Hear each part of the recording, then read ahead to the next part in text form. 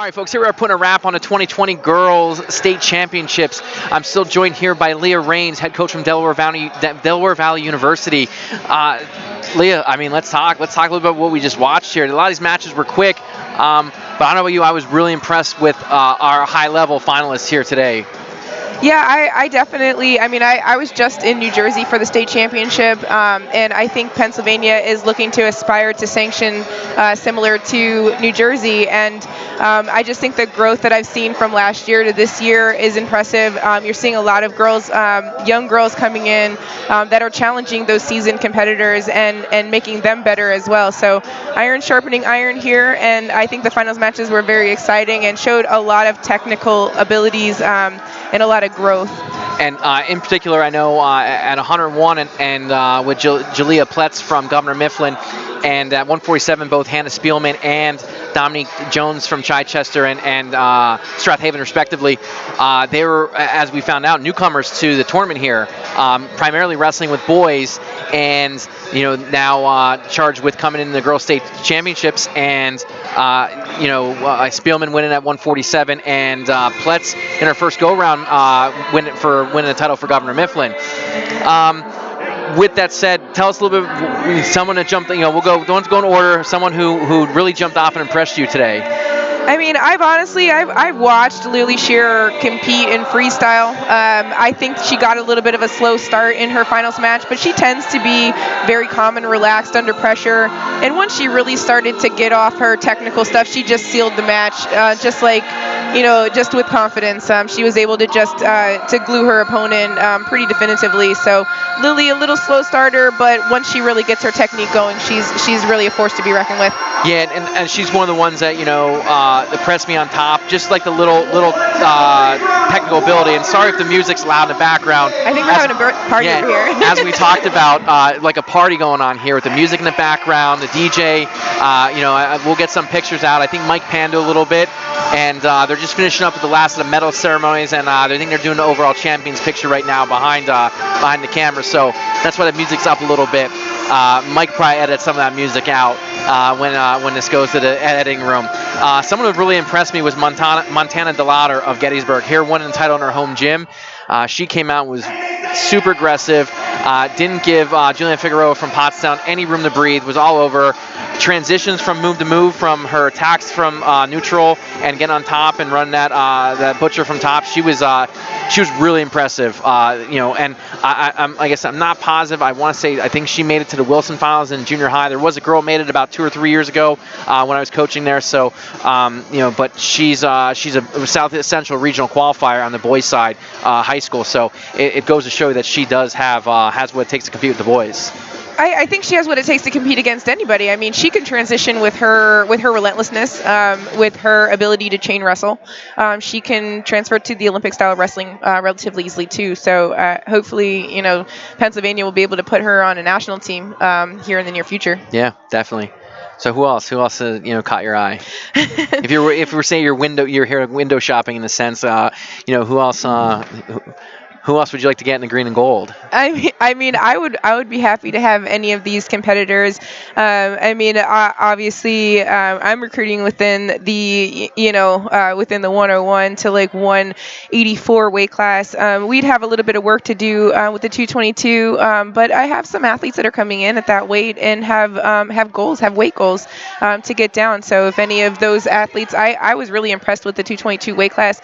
I think they left it all on the line.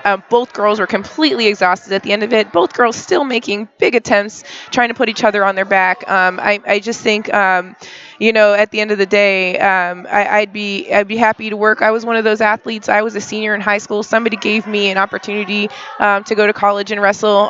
So I'm not scared of those new competitors. I'm not scared of those people that had just started wrestling that are looking for an opportunity to continue learning our sport, because that was me. And if I didn't get that opportunity from Missouri Valley, then then I wouldn't be where I am today. And that's a world bronze medal. So I'm one of the best wrestlers in the world. So any of these girls, if they were looking for an opportunity to wrestle, I'd be happy to take them. But particularly those that showed heart and sportsmanship, particularly those that are interested in keeping their academics up, because obviously you're there to get a degree. And so if you don't think that the college route or being academically successful is for you, then really maybe this isn't the right program. But good academics and any girls that are looking to be very coachable. I mean, we have a lot of competitors out here that are very good, but I am mindful of their attitude towards their coaches. I'm mindful of their attitude towards their how they compose themselves on the mat, how they dictate the match towards the referee. Those are all things that we want to have good ambassadors of our program. We want to have good athletes that represent themselves well and that are respectful and aren't burning bridges around the community, because we want to build. So I didn't see anybody out there that I would disqualify. So let me ask you this: it's always a hot topic as a high school coach myself of soccer, and I coach middle school wrestling. Where does the parent fit into this situation? Sometimes you have the helicopter parent that gets a little bit too involved. Mm-hmm. Is that a turnoff for you as a coach? Like if you see articles coming out, literature being posted where coaches are like, well, like I look at what the parent is, because when you recruit the kid, you're essentially recruiting the parent too, in a sense. Not necessarily, but that parent, it's not like they're detached from their child just because they can't set foot on your campus. So how does that factor in? I mean, this is something that should be said by college coaches. It is, I believe it's important, because sometimes with those parents are just a little bit too involved, and if you hear it from the mouth of a college coach, I think it'd be vitally important. I think that I see that a little bit more when I'm working with youth athletes and high school athletes, because they're still minors. Mm-hmm. And so having that coach, and it's very difficult sometimes, because from my perspective, I've been wrestling for 20 years. I'm basically a professional athlete. I was paid by the United States Army to compete at the World at the World Championships and at the Olympic level. So, I know what I'm doing. And sometimes I get a parent that will uncoach the kid. I will advise the kid on this, and it may not work immediately because change takes time. So but I know what I'm doing. I'm setting a foundation that is going to, over time, lead to a better product, a better end state, especially if I know what the kid's goal is. And so it's that coach that parent having to buy into the program, having to trust me with their athlete, and allowing me to mold that person or mold that athlete into the goal, or to lead them towards the goal that they want to go to, because I know which way to go. And so I call it, please don't uncoach your kid. Like, don't uncoach them. I'm coaching them this way, and I don't want you to uncoach it. If you don't buy into the system, then maybe, again, this isn't the right coaching situation for you, and maybe this isn't the right opportunity for you. And that's okay. It doesn't hurt my feelings. It's better for me to just be honest with the situation and have you go and be successful somewhere else, or find what you need, versus you just challenging the system all the time and creating almost like a cancerous environment, and an environment of insubordination and resistance. I'm not trying to have a revolution in my wrestling room. I'm trying to create an evolution. And so if we can all move forward together and be on the same page, I'm more than willing to work alongside and in conjunction with a parent to help understand their athlete more.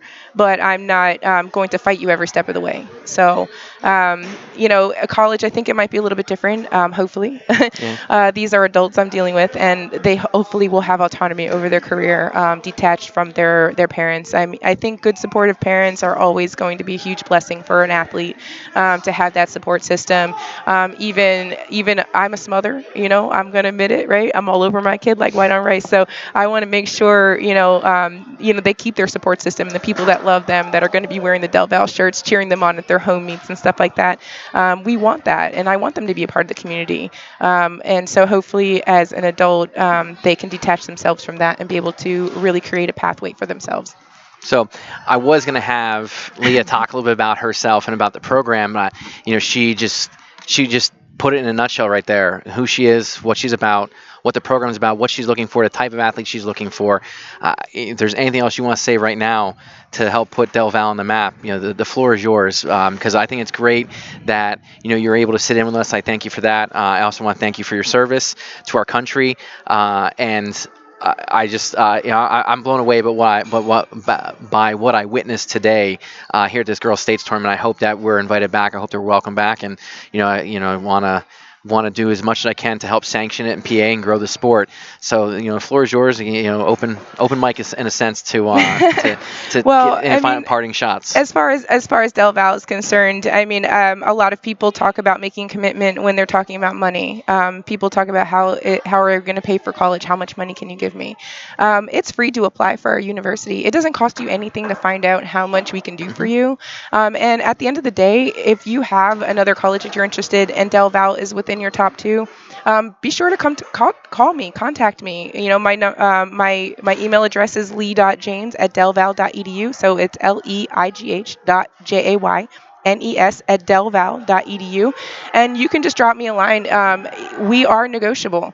This is definitely a business type situation, and you can sit down at the table and say, this is really doesn't make me feel comfortable with this number. Is it a possibility that you can get to this number? So I don't want anybody out there to disqualify themselves from the opportunity to wrestle for my university because of money. And so if it comes down to that, let's talk about it first. And I'll do everything that I can in my power to make you feel comfortable. And if I still can't do it, then at least Yeah. You know what I mean? It just comes down to you, applying first, reaching out to me with your concerns, and us finding a way to mitigate and make you feel comfortable about attending there. Because, at the end of the day, I do think Del Val is an amazing university. We're particularly good in certain areas, especially in veterinary, small pet science, agriculture, biology, criminal justice. We do have some pre-professional programs. So if you go to our website, delval.edu, you can check and see what we have available. There are a few that we don't have. And then maybe I might be able to recommend a good friend of mine that might be coaching at a different university. So I think we're all in the spirit of building women's wrestling. I think we all come from the same page and we all want the same thing. So I think in the end we'll be successful.